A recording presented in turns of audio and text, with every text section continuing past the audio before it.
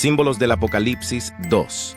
Dragón, llave de David, esposa del Cordero, bestias de varias cabezas. Son algunos de los símbolos del Apocalipsis 2.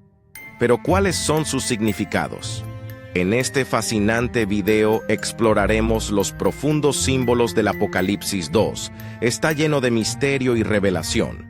Para entender el capítulo 2 tenemos que hacer una recapitulación del capítulo 1. Comenzamos nuestro viaje en el capítulo 1, donde el apóstol Juan nos lleva a una isla llamada Patmos, tras ser perseguido por su fe cristiana. En Patmos, Juan tiene una experiencia sobrenatural. Escucha una voz poderosa que le ordena escribir lo que ve y enviarlo a 7 iglesias. Se encuentra con una figura deslumbrante que se asemeja a Jesús, pero con una gloria y poder indescriptibles. Cabello blanco, ojos de fuego, pies de bronce, una espada en la boca, 7 estrellas en la mano derecha y un arco iris saliendo de su pecho. ¿Qué significan estos símbolos? Cada uno revela una cualidad divina de Jesús. El cabello blanco representa su sabiduría eterna. Los ojos de fuego simbolizan su visión penetrante y su juicio justo. Los pies de bronce indican su fortaleza inquebrantable. La espada en su boca representa la poderosa verdad de su palabra. Las 7 estrellas representan las iglesias a las que Juan escribió, destacando su importancia como luz en el mundo. El arco iris es un recordatorio de la fidelidad de Dios a sus promesas y su pacto con la humanidad. A pesar del temor inicial de Juan, Jesús lo reconforta y le revela que tiene el control sobre todo, incluida la vida y la muerte. Anima a sus seguidores a mantenerse fieles, pues pronto regresará para juzgar al mundo y llevarse a su iglesia. Este primer capítulo nos ofrece un mensaje claro. Jesucristo, el Hijo del Hombre, está vigilando y cuidando de su iglesia. Está llamando a aquellos que viven con pureza y fe, santificándolos en preparación para su reino de paz y alegría, recalcando que los símbolos del Apocalipsis 1 no son para asustarnos, sino para enseñarnos sobre el plan divino. No olvides darle like y compartir este video para desbloquear el próximo episodio, donde profundizaremos en el capítulo 3. Únete a nosotros en este viaje de descubrimiento espiritual. El capítulo 2 comienza con cartas dirigidas específicamente a estas iglesias, cada una con un mensaje único y relevante para su situación. Estas cartas no solo son históricas, sino que también poseen una relevancia atemporal aplicable a las iglesias y creyentes de todas las épocas. Comenzamos con la carta a la iglesia de Éfeso, que destaca su labor y paciencia, pero también advierte sobre la pérdida de su primer amor. La iglesia de Éfeso mencionada en el libro del Apocalipsis en el Nuevo Testamento se sitúa en la ciudad de Éfeso, que era una importante ciudad portuaria y comercial en la región de Asia Menor, ahora parte de Turquía moderna. Desde una perspectiva histórica y contextual, la iglesia de Éfeso probablemente se puede atribuir al período del primer siglo después de Cristo, durante la época del apóstol Juan, quien escribió el libro del Apocalipsis, la iglesia denominada Iglesia Primitiva. La evidencia histórica respalda la existencia de una comunidad cristiana en Éfeso en este período. Éfeso era un centro significativo del cristianismo primitivo y también es mencionada en otros libros del Nuevo Testamento, como las epístolas de Pablo a los Efesios. Además, se sabe que el apóstol Juan residió en Éfeso en algún momento durante su vida y ministerio, lo que refuerza aún más la conexión de la iglesia de Éfeso con el período del primer siglo. La carta dirigida a la iglesia de Éfeso en el Apocalipsis probablemente se escribió alrededor del año 95-96 después de Cristo. La iglesia de Éfeso representa el período de la iglesia cristiana que va desde el año 31 después de Cristo, año de la muerte de Cristo, hasta el año 100 después de Cristo, fecha aproximada de la muerte de Juan. El último de los apóstoles fue una época de pureza doctrinaria y grandes avances evangélicos. Aunque la profecía ya hablaba de un abandono del primer amor y de la necesidad de arrepentimiento. En resumen, La iglesia de Éfeso, mencionada en el libro del Apocalipsis, pertenece al período del primer siglo después de Cristo, durante el tiempo del apóstol Juan y la expansión inicial del cristianismo en Asia Menor. La iglesia de Esmirna, también mencionada en el libro del Apocalipsis en el Nuevo Testamento, se encuentra en la ciudad de Esmirna, que era una ciudad importante en la región de Asia Menor, actualmente parte de Turquía.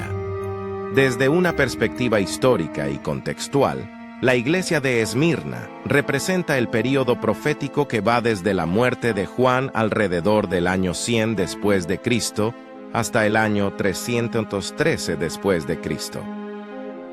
En la carta a esta iglesia, dice: «He aquí el diablo va a echar a algunos de vosotros en la cárcel para que seáis probados y tendréis tribulaciones por 10 días».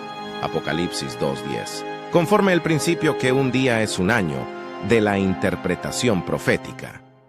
Estos 10 días se aplican al período desde el año 303 después de Cristo, cuando se dieron fuertes persecuciones contra los cristianos por el emperador romano, Diocleciano, hasta el 313 después de Cristo, cuando Constantino, emperador de este período, firmó el Edicto de Tolerancia de Milán, dando libertad de culto a los cristianos y restitución de los bienes confiscados. Al igual que con otras iglesias mencionadas en el libro del Apocalipsis, hay evidencia histórica que respalda la existencia de una comunidad cristiana en Esmirna durante este período. La ciudad de Esmirna era un centro comercial y cultural importante en Asia Menor, y el cristianismo se difundió allí tempranamente, probablemente durante el ministerio del apóstol Pablo y Timoteo. La iglesia de Pérgamo, mencionada en el libro del Apocalipsis en el Nuevo Testamento, se encontraba en la ciudad de Pérgamo, una antigua ciudad en la región de Asia Menor, actualmente parte de Turquía. Desde una perspectiva histórica y contextual, la iglesia de Pérgamo representa la historia de la iglesia cristiana desde el año 313 después de Cristo hasta el año 538 después de Cristo, cuando después de la caída de Roma Occidental, que pasó en el año 476 después de Cristo, sale de la escena el emperador y entra el papado. La transigencia entre el paganismo y el cristianismo de este período trajo como consecuencia el surgimiento del hombre de pecado, que encontramos en 2 de Tesalonicenses 2:3, oponiéndose a dioses y exaltándose sobre él. En el año 533, después de Cristo, Justiniano, emperador de Roma Oriental, ya había declarado que el Papa era cabeza de la Iglesia. En febrero del año 538, después de la expulsión de Roma de la última tribu antagónica al papado, los ostrogodos, se dio inicio al periodo de supremacía papal que, según la profecía, debía durar 1260 años. Pérgamo era una ciudad destacada en Asia Menor y fue la capital de la provincia romana de Asia durante cierto tiempo. Fue un centro de poder político y cultural, así como un importante centro religioso, con templos dedicados a diversos dioses, incluido el emperador romano. La carta dirigida a la iglesia de Pérgamo en el Apocalipsis ofrece detalles sobre su situación espiritual y los desafíos que enfrentaban los creyentes en esa ciudad.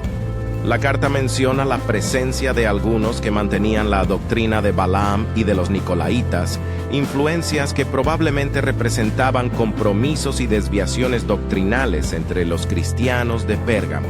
Históricamente sabemos que Pérgamo fue un lugar donde se celebraban actividades religiosas y culto al emperador, lo que pudo haber generado tensiones para los creyentes cristianos que se negaban a participar en esas prácticas y adorar a otros dioses que no fueran el Dios verdadero. Las iglesias de Esmirna y Pérgamo, donde se elogia la fidelidad y se advierte sobre la persecución y la influencia corruptora. Estos mensajes nos recuerdan la importancia de permanecer firmes en la fe, incluso en tiempos de adversidad. La iglesia de Tiatira. La palabra Tiatira significa sacrificios de contrición. La ciudad fue construida por Seleuco. uno de los 4 generales de Alejandro el Grande en el año 280 a.C. Era una ciudad famosa por sus fábricas de telas. Lidia, a quien Pablo encontró a Filipos, era debidamente representante de una de estas fábricas, según Hechos 16, versículo 14. Desde una perspectiva histórica y contexto bíblico, la iglesia Tiatira representa el más largo período de la iglesia, que va desde el año 538 después de Cristo, con el inicio de la supremacía papal, hasta el 1517 después de Cristo. Está en el centro de las 7 iglesias. Es la cuarta, siendo así una figura apropiada de la Edad Media. El significado del nombre Tiatira, sacrificios de contrición, representa adecuadamente el período de la historia de la iglesia cuando la fe fue cambiada o sacrificada por la apostasía, siendo sustituida por obras de penitencias. Fue un periodo difícil para la iglesia, pues lentamente se fue alejando de la doctrina pura de Cristo y asimilando las dogmas y tradiciones del paganismo. Este periodo también vivió una fuerte persecución porque en el siglo XII el papado creó una de sus peores estratagemas: el Tribunal de la Santa Inquisición, y millares de personas fueron torturadas y asesinadas. El Papa Juan Pablo II, el día 15 de junio de 2004, en una carta dirigida al cardenal Roger Echegaray, leída en una conferencia cuyo tema era la Inquisición, pidió perdón por las torturas y asesinatos practicados en aquel periodo. La iglesia de Sardis. La palabra Sardis significa cántico de alegría. También puede significar la que permanece. De hecho, después de siglos de apostasía y persecución, eran pocos los que permanecían en la fe verdadera. Los miembros de esta iglesia vivían de las glorias del pasado. Lo que habían recibido y oído ya no lo recordaban. Aquella que fue la capital de Lidia, codiciada y vencida por Ciro el Grande, ahora estaba muerta. Los largos siglos de tinieblas morales y espirituales del período de Tiatira. Desde el año 538 a 1517, trajeron como consecuencia un gran movimiento de reforma, simbolizado por el período que corresponde a Sardis desde el año 1517 al año 1798 después de Cristo. Hombres como Lutero, Knox, Calvino, Zwinglio y otros dirigieron la atención del pueblo hacia la palabra de Dios, la Biblia. Se ha considerado como fecha para este retorno el 31 de octubre de 1517 después de Cristo, cuando Martín Lutero clavó en la puerta del castillo de Wittenberg las 95 tesis en contra de la venta de indulgencias, marcando así el inicio de la Reforma Protestante. La Iglesia de Filadelfia. La palabra Filadelfia significa amor fraternal. La ciudad Filadelfia fue fundada en el año 150 a.C. Su fundador pretendía que fuese el centro de la civilización greco-asiática, como medio de difusión de la lengua y las costumbres griegas a las regiones occidentales de Lidia y Frigia. Por esto algunos la llaman ciudad misionera. La iglesia de Filadelfia representa el periodo que va desde el año 1798, que marca el fin de los 1260 años de supremacía papal, según Apocalipsis 12, versículo 6 y capítulo 13, versículo 5, hasta 1844, fin del período profético de los 2300 tardes y mañanas, según Daniel 8, versículo 14. Este fue un periodo de notable actividad en la obra de las misiones cristianas y la distribución de la Biblia. La Sociedad Bíblica Británica comenzó a funcionar en 1804. Fue también un momento de gran interés en el cumplimiento de la profecía bíblica y del breve regreso de Cristo. El cumplimiento de las señales dadas por Jesús, según Mateo 24, versículo 29. El oscurecimiento del sol y la luna roja como sangre, que sucedió el día 19 de mayo del 1780, y la caída de las estrellas, que sucedió el 13 de noviembre de 1833, indicaban la proximidad del fin. De esta forma, el final del siglo XVIII presenció la inauguración de uno de los más poderosos movimientos evangélicos del mundo, El período de Filadelfia terminó con el gran movimiento del Segundo Advento del siglo XIX. A través del estudio de las profecías de Daniel y Apocalipsis, la cristiandad llegó a la profunda convicción de que el regreso de Cristo estaba próximo. Este reavivamiento terminó con una gran decepción, que estudiaremos en Apocalipsis 10. Finalmente llegamos a la carta a la iglesia de Laodicea, que destaca su tibieza espiritual y su falta de compromiso.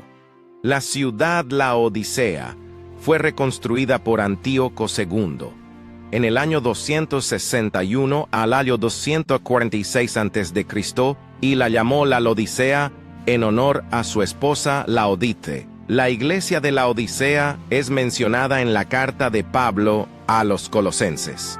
Saludad a los hermanos que están en Laodicea, a Ninfa y a la iglesia que está en su casa. Cuando esta carta haya sido leída entre vosotros, haced que se lea también en la iglesia de los laodicenses, y la de Laodicea leedla también vosotros. Según Colosenses 4, versículo 15 y 16.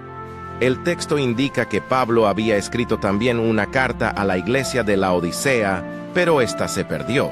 Laodicea es la última de las 7 iglesias. Abarca el período de la historia de la iglesia en que nuestro sumo sacerdote celestial, Jesús, lleva a cabo un ministerio de juicio antes de su regreso en gloria. Jesús inició su ministerio como sacerdote poco después de su ascensión, de acuerdo con la profecía de las 2300 tardes y mañanas, en el año 1844. También comenzó a oficiar como sumo sacerdote. Aunque Jesús esté en el santuario celestial, intercediendo y juzgando a sus hijos, el estado espiritual de los miembros de la iglesia de Laodicea es de profundo letargo. Apocalipsis los describe como tibios, y al menos que cambien de actitud, siguiendo el consejo del testigo fiel y verdadero. Según Apocalipsis 3, versos 18, serán rechazados, es decir, vomitados, según Apocalipsis 3, versículo 16. Llegamos al fin de nuestra jornada de los 7 períodos proféticos, que se encuentra en Apocalipsis 2. Vale la pena recordar las promesas hechas a las 7 iglesias y cómo a través de ellas la gracia de Dios restaurará todo lo que la humanidad perdió. El libro de Génesis habla de la entrada del pecado en el mundo y de las pérdidas que este acarreó. Las promesas de las 7 iglesias hablan de la gracia de Dios y de cómo todas las bendiciones del inicio serán restauradas. Este mensaje nos desafía a examinar nuestras propias vidas espirituales y a buscar una renovación y restauración genuinas en Cristo. Te invito a que te suscribas a este canal Jovenad 7 para que recibas la notificación del capítulo 3.